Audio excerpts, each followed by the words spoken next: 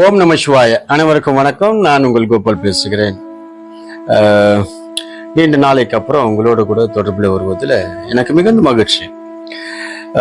இன்னைக்கு இந்த பதிவில் நம்ம பார்க்க போற ஒரு விஷயம், திருமுல்லவாயில் அமர்ந்திருக்கின்ற பச்சையம்மன் கோயிலை பற்றி தான் இந்த பதிவில் நாம் பார்க்க போறோம். பச்சையம்மன் கோயில் அநேகருடைய குலதெய்வமாக, பக்தர்களை காப்பாற்றுகிற, அனைத்து விதமான லோக பாவ சாபங்களை நிவர்த்தி செய்கிற, வியாதிகளை குணமாக்குகிற, பில்லி சூனிய கட்டுகளால் அவதிப்படுகிறவர்கள் இந்த கோயிலுக்கு சென்று வந்தால் அனைத்து பிரச்சனைகளும் நீங்கி சுகமோடு வாழ்வார்கள் என்பது சரித்திர வரலாறு.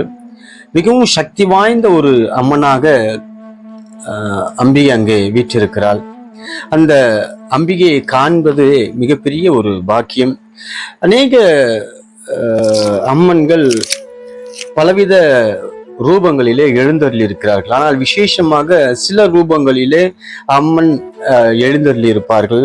அப்பேற்பட்ட அந்த விசேஷமாக எழுந்தருளிக்கூடிய அந்த ரூபங்களிலே அம்மன் மிகவும் சக்தி வாய்ந்தவளாக காணப்படுவாள். அப்பேற்பட்ட ஒரு ரூபமாக தான் பச்சை அம்மன் அமைந்திருக்கிறார். அநேக இடங்களிலே இந்த பச்சையம்மன் ஆலயம் இருந்த போதிலும் மிகவும் பழமையான, சாட்சாத் பார்வதி தேவியே பூலோகத்தில் வந்து சிவபெருமானை நோக்கி தவம் இருந்த ஒரு ஸ்தலமாக இந்த திருமுல்லவாயில் பச்சையம்மன் கோயில் விளங்குகிறது என்பது சிறப்பு. இதுல வெள்ளானூர் தேசத்தை ஆண்ட அரசனுக்கு ஒரு வியாதி வந்தபோது அங்கிருந்த ரிஷிகள் சொன்ன ஒரு வார்த்தை, நீங்கள் பச்சையம்மன் ஆலயத்திலே போய் ஒரு இரவு தங்கி விட்டு வாருங்கள், உங்களுடைய வியாதி சுகமாகும் என்று சொன்ன ஒரு காரணத்தாலே அங்கிருந்து அவர் அபிராமியை சிலையை எடுத்துக்கொண்டு இந்த தலத்திற்கு வந்து இரவு தங்கி மறுநாள் காலை எழுந்தபோது அவருடைய வியாதி எல்லாம் சுகமானதை கண்டு அவர் ஆச்சரியம் அடைந்து மீண்டும் அங்கிருந்து புறப்படுவதற்கு தயாராகி அம்மன் சிலையை எடுக்க முயன்ற போது அதை ஒரு இன்ச்சு கூட அவரால் நகற்றவே முடியவில்லை.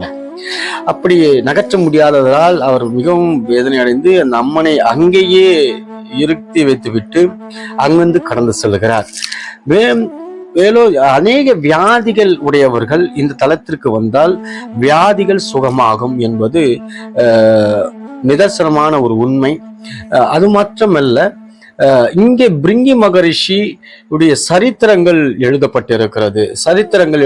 அதாவது பிரிங்கி மகரிஷியுடைய சரித்திரங்கள் என்ன? அது சரித்திரம் அப்படின்னு பார்த்தீங்கன்னா, இந்த சரித்திரம் பரங்கிமலையில் இருக்கிற என்று சொல்லப்படுகிற பிரிங்கி மலை, திருவண்ணாமலை, திருமுல்லவாயில், இந்த 3 இடங்களுக்கும் அது கனெக்டிவிட்டி ஆகிறது. அதாவது பிரிங்கி மகரிஷியானவர் சிவபெருமானின் ஒரு பக்தராக, சிவபெருமானை மட்டுமே வணங்கக்கூடிய ஒரு முனிவராக, ஒரு சித்தராக அவர் இருந்து வந்தார். அம்மனை அவர் வழிபடுவதை தவிர்த்தார். இதனால் அம்மன் தானும் அந்த வழிபாட்டில் அவர் நம்மை வணங்க வேண்டும் என்று அவர் நினைத்தபடியினாலே இன்னும் சிவபெருமானை நெருங்கி அவர் அமர்கிறார். ஆனாலும் பிரிங்கி மகரிஷி வண்டு ரூபம் கொண்டு சிவபெருமானை மட்டும் வணங்கிவிட்டு சென்று விடுவதால் கோபம் கொண்டு வாக்குவாதம் முற்றுகிறது சிவபெருமானுக்கும் பார்வதிக்கும். இந்த வாக்குவாதத்தினாலே பல பிரச்சனைகள் எழும்புகிறது. நிறைய விஷயங்கள் இதில் சொல்லிக்கொண்டே போகலாம், நேரம் போதாது. இந்த விஷயமாக அவர் பூலோகத்திற்கு வந்து இந்த இடத்திலே தவம் இருந்ததாகவும், இந்த இடத்திலிருந்துதான் அபிராமி அம்பிகைக்கு இறைவன் என்னது அர்த்தநாதீஸ்வரர், அதாவது சிவனில் பாதியை தந்ததாகவும் சரித்திரங்கள் கூறுகிறது. இது ஒரு பக்கம் இருக்கட்டும். இது எப்படியா இருந்தாலும் சரி, இது குலதெய்வ வழிபாடு. இந்த குலதெய்வ வழிபாடு இந்த கோயில்ல 7 விதமான முனீஸ்வரர்கள் காட்சி அளிக்கிறார்கள்.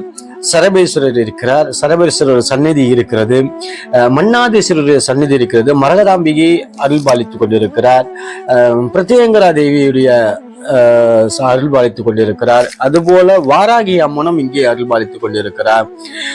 கால பைரவர்கள் 7 கால பைரவர்களும் இங்கே அருள்பாலிக்கிறார்கள். கருடாழ்வார் இங்கே அருள்பாலித்துக் கொண்டிருக்கிறார். அப்புறம் காத்தாயினி அம்மன் அருள்பாலித்துக் கொண்டார். துர்க்கை இங்கே அமர்ந்திருக்கிறார். முருகனுடைய சந்நிதி இருக்கிறது. நாக தேவதை இருக்கிறது. நாக தேவதை அங்கே இருக்கிறது. ஆக மொத்தத்துல இந்த நவகிரக சன்னதியும் இந்த இடத்துல அமைந்திருப்பது, ஒரு சேர அமைந்திருப்பது மிகவும் ஒரு சிறப்பு வாய்ந்த ஒரு விஷயம்.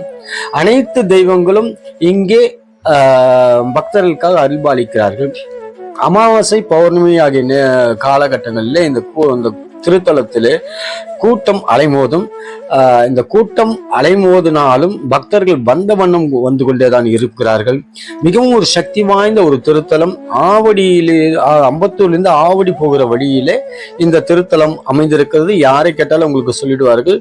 பச்சையம்மன் ஆலயம் என்று சொன்னாலே உங்களுக்கு அதை சொல்லிவிடுவார்கள். மிகவும் ஒரு அருமையான ஒரு திருத்தலம், ஒரு மனரம்யமான ஒரு திருத்தலம்.